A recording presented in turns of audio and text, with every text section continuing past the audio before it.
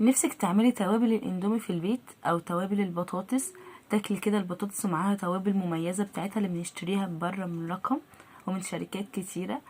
تعالي بقى هقولك نعملها ازاي في البيت بطريقه بسيطه اوي، تنفع للاندومي، للبطاطس، للفشار، لاي مثلا مكسرات حادقه عايزه تعمليها، تقدري تحطيها في الاكل كمان، بتدي طعم حلو اوي وخطير، يعتبر بديله لمرقه الدجاج كمان. يلا بينا نبدأ فيها بقى. عايزة اقولك طريقتها سهلة وبسيطة ومكوناتها بسيطة جدا، والتوابل دي موجودة في كل بيت كمان. يلا بينا بقى نبدأ عشان نعمل احلى توابل ممكن تعمليها في حياتك.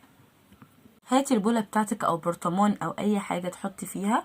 حطي بقى معانا معلقة صغيرة من التوم البودر، معلقة صغيرة من البصل البودر، دول سهلين اوي، توم باودر وبصل باودر، ومعلقة من الكاري، كل حاجة معلقة صغيرة، معلقة صغيرة من الكاري، معلقة صغيرة من الكزبرة الناشفة طعمها مميز اوي فيها، ومعلقة صغيرة برضو من البابريكا، ونص معلقة من الشطة. الشطة طبعا على حسب انت عايزة اصلا الشطة دي براحتك، مش عايزاها استغني عنها، بس طعمها بيفرق اوي فيها، ممكن تقلليها شوية لو مش بتحبيها. وبعد كده نص معلقة صغيرة من الفلفل الاسود، نص معلقة صغيرة من الملح، ونص معلقة صغيرة من الكمون. ودي التوابل بتاعتنا بس: توم باودر، بصل باودر، كاري، كزبرة ناشفة، بابريكا، شطة، ملح وفلفل اسود وكمون.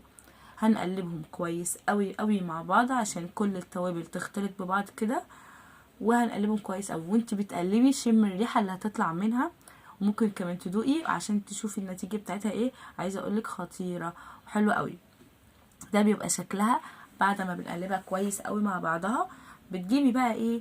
برطمان نضيف تماما، لا فيه ميه ولا فيه هوا ولا بخار، اللي هو عاملاه ببخار كده عشان تنضفيه. ما ينفعش يبقى فيه اي سوائل نهائيا، والا التوابل بتاعتك هتبوظ وتسوس. تحطيها بقى في البرطمان وتكتبي عليها اسم عشان يبقى مميز كده. انا كتبت توابل البطاطس والاندومي. تقدري تكتبي توابل اندومي فراخ، توابل اندومي لحمه، بصي تحفه لكل حاجه. تقدري بقى تحطيها في التلاجة او مع البرطمانات اللي بره، لو في الصيف حطيها في التلاجة، لو في الشتاء حطيها عادي مع البرطمانات عشان ما تسوسش معاكي. وكده خلصنا. تنسيش تشتركي في القناه وتعملي لايك.